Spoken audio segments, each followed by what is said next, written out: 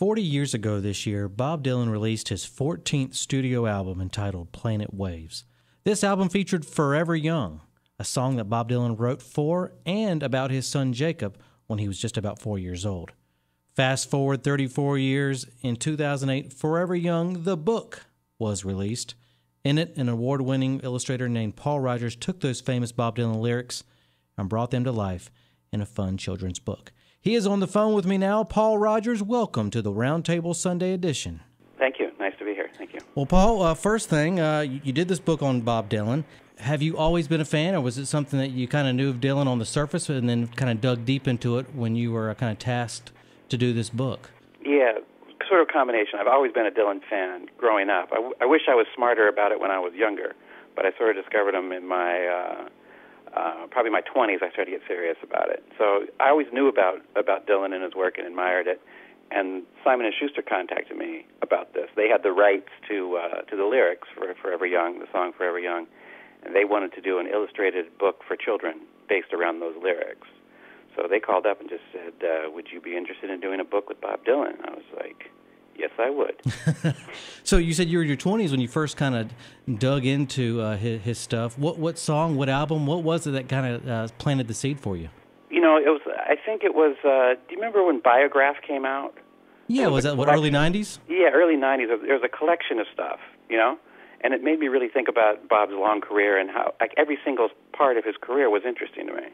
So that was really the thing, where he'd always been on the scene, but I was really, you know, I grew up, graduated from high school in, like, 75, so it wasn't really like, you know, I feel like a little bit like I missed a lot of the stuff that was 60s and early stuff a little bit before that.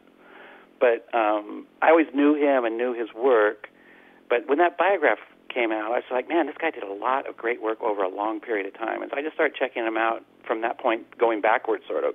And one of the first records I got that was, you know, I went back and got his first record just to see, let's hear how it started, and his early stuff, Freewheeling and all those. And then I just started paying attention to him, his work with the band, and whatever he was doing. You know, and a new record would come out, I'd be interested. And he always was interested in interviews. It's just everything about him just seemed interesting. In some ways, he's like, to me, like Duke Ellington or Picasso, people who had really long careers, and every part of that career is interesting. And all you got to do is just check it out. Absolutely. I mean, you said you kind of discovered it early 90s or really dug into it. And if you think about it, that was 20 years ago. He's had just as much material since that point in time. And so even kids today who are discovering Bob Dylan, they've got even more than you and I had when we were. You know, everything's interesting. Everything about his career is interesting, and you know, what more could you ask for an artist to have a long career like that and just maintain an interest? You know, it wasn't like you know, you see a lot of pop stars that have their day, have a few years where they're really popular, but they don't really keep producing interesting work their whole careers. Well, Bob Dylan is definitely one of those, so I'm sure it was an honor to work on this project. So you get the call from Simon & Schuster, and they say, "Hey, Paul, we'd like you to do this book." What's your approach to it? How do you tackle something like that when given that proposition? Yeah, well, it was a tough one because the song doesn't really have a narrative, right? It's just really kind of a prayer, a kind of a blessing for dreams of what a young kid would have in the future. And there wasn't really a story. And so the first thing I sent to Simon & Schuster was really just a sort of a little packet of drawings that sort of went along with the ideas in the song. And they were like, yeah, thanks for these, but this is totally not what we want. And they really were set on the thing having a narrative. It had to have a beginning, middle, and end. It had to have a character that kids could follow. They really wanted to be in the picture book world, you know. And the thing I was doing was a little more just like a portfolio of drawings. Now, was this your first foray into the children's storybook kind of genre? First real storybook. I did a book for children called Jazz ABZ with Wynton Marsalis, jazz musician. And that was a series of portraits of jazz musicians, really an introduction to kids and their parents about the great jazz musicians of the 20th century. So I did 26 portraits, one for each letter of the alphabet, and Wynton did 26 poems. And that came out a few years before Simon & Schuster called me. And one of the things that they saw that book, and they were like, I think this would be the guy to work with Dylan on this other project. So that's how that came about. How much collaboration with Bob Dylan, or was there any at all? Was it all kind of going through his people? Pretty much zero. at first I thought, this is great. I'm going to be friends with Dylan. He's going to call me up, and I'm sure we're going to talk about the book. And the way it worked out was we had to send drawings to his office to be approved as we went along. And every single thing we sent, within an hour, we just got a note back. This looks fantastic. Go ahead. And Bob has a manager named Jeff Rosen who handles a lot of details. And, they've been friends for a long time. And I think Jeff was pretty much knew what they wanted, and it just went very, very smoothly. So I realized by halfway through it, there's no reason for Bob to talk to me. He wrote the song in '74. He's not going to tell me how to do my thing today. And it just went, went very smoothly.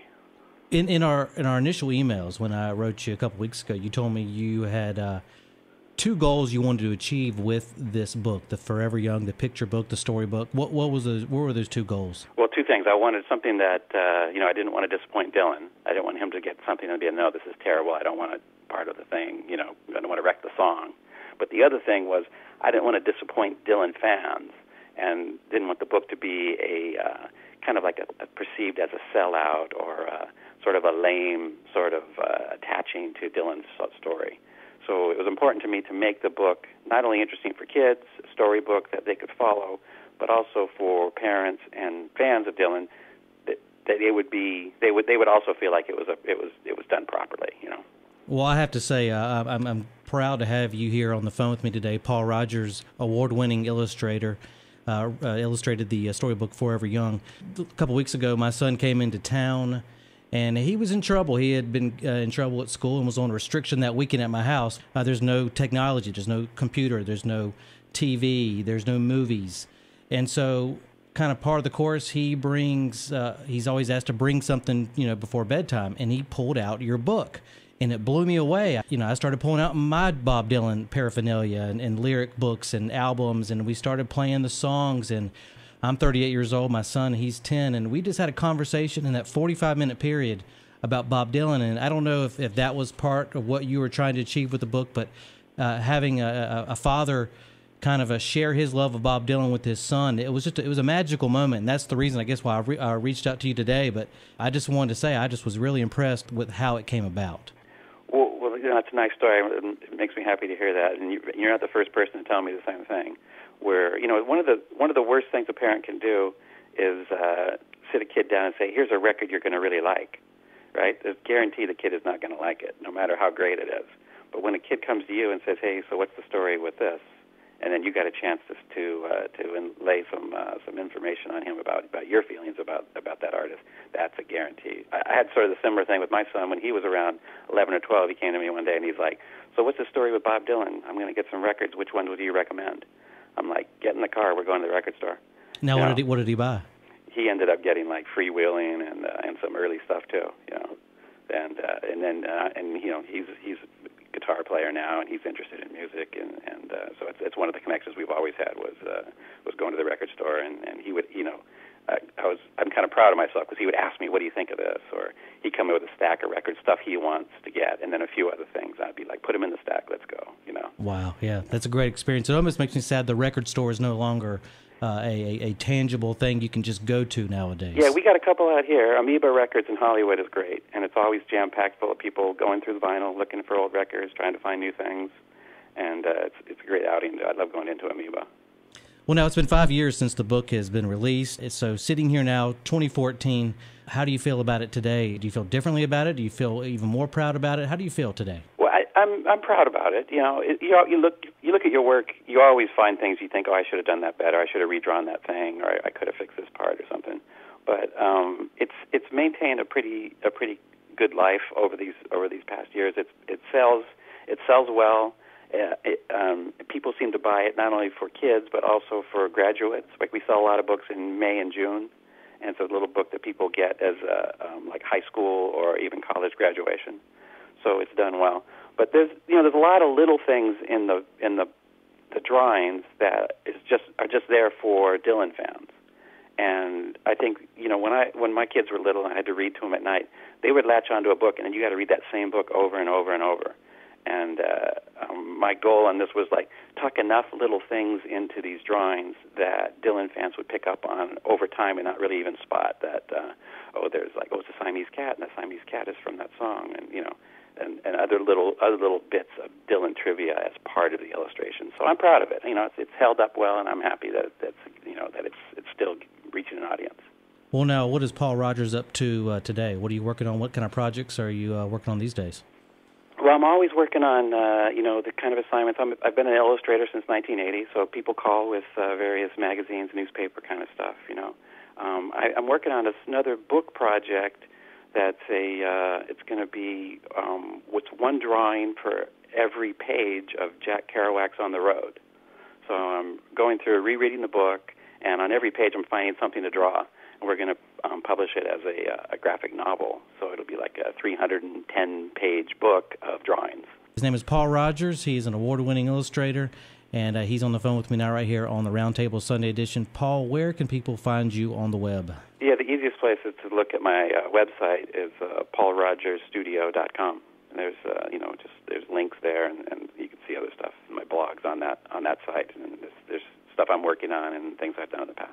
Well, Paul, it's an honor to talk to you today. I appreciate you taking time out of your busy schedule. Thanks for being a guest here today on the Roundtable Sunday edition.